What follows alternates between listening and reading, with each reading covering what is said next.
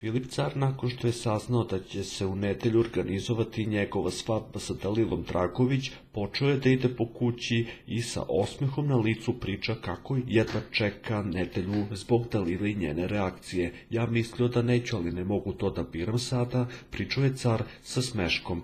Ma brate, to ti je banalna stvar neka, rekao mu je Karić.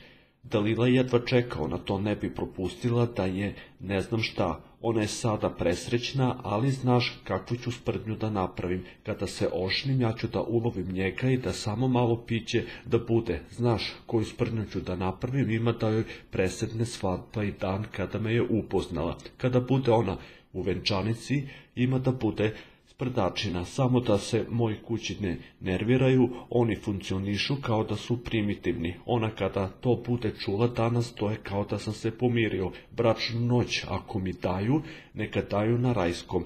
Dalila je ovo jedva dočekala, njoj je bitno da je u centru pažnje, pričao je car.